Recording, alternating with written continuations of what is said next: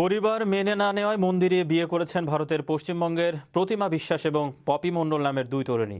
সামাজিক যোগাযোগ মাধ্যমে তাদের বন্ধুত্ব, পরে ধীরে ধীরে বন্ধুত্ব পরিণত হয় প্রেমে। এরপর একসঙ্গে থাকার পরিকল্পনা থেকে বিয়ের সিদ্ধান্ত নেন তারা। বিস্তারিত থাকছে ডেস্ক রিপোর্টে।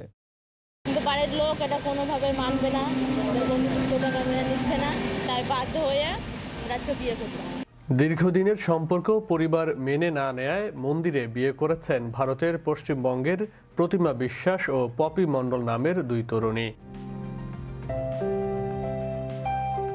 জানা গেছে, পপি ও প্রতিমার সম্পর্ক দীর্ঘদিনের। সামাজিক যোগাযোগ মাধ্যমে তাদের বন্ধুত্ব, পরে ধীরে ধীরে তাদের বন্ধুত্ব পরিণত হয় প্রেমে। এরপর একসঙ্গে থাকার পরিকল্পনা থেকে বিয়ের সিদ্ধান্ত নেন তারা। বিয়ে করলাম কাকে? প্রতিমা বিশ্বাসকে। তাদের বিয়ে দেখতে ভিড় জমান এলাকার মানুষজন। এলাকায় এখন মুখে মুখে ফিরছে দুই নারীর বিবাহের আখ্যান। বুধবার গভীর রাতে বিয়ে সেরেছেন পপি মণ্ডল ও প্রতিমা বিশ্বাস। বাড়িতে জানিয়েছিলাম, অনেকভাবে বুঝিয়েছিলাম। তবে দুই তরুণীর বাড়ির লোকজন এই বিয়েতে রাজি হয়নি বলেই তারা এভাবে বিয়ে করেছেন।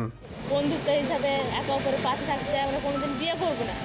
পপি বামনগোলা থানার অন্তর্গত নালাগোলার বাসিন্দা। প্রতিমার বাড়ি কালিয়াচক থানা এলাকায়।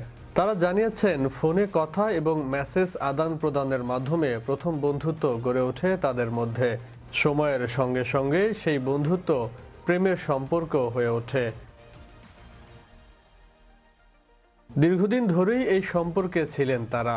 পরস্পরকে ভালোবাসেন, তাই বিবাহ বন্ধনে আবদ্ধ হতেও ইচ্ছুক ছিলেন।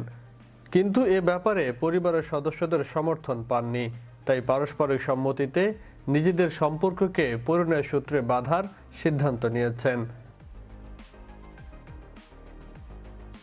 নবদম্পতি জানিয়েছেন, বাড়ির লোকের থেকে সমর্থন না পেয়েই বাড়ি থেকে পালিয়ে বিয়ের সিদ্ধান্ত নেন তারা। সমাজের নিন্দা সমালোচনাকে ভয় পান না তারা। তাদের ভালোবাসার জয় হয়েছে বলে জানিয়েছেন পপি এবং প্রতিমা। মেনে নেবে না আমাদেরকে, তাই আমরা সিদ্ধান্ত নিলাম পালিয়ে যাব। যদিও এই ঘটনায় চাঞ্চল্য ছড়িয়েছে ইংরেজ বাজার এলাকায়। ওই দুই তরুণীকে নিয়ে আলোচনা সর্বত্র। তাদের সম্পর্ক নিয়েও শুরু হয়েছে নানান গুঞ্জন। ওই দুই তরুণীর পরিবারের তরফ থেকে এখনো কোনো প্রতিক্রিয়া পাওয়া যায়নি। এর আগে 2023 সালের মে মাসে বিয়ে করে আলোচনা এসেছিলেন পশ্চিমবঙ্গের মৌমিতা মজুমদার ও মৌসুমী দত্ত নামে দুই তরুণী।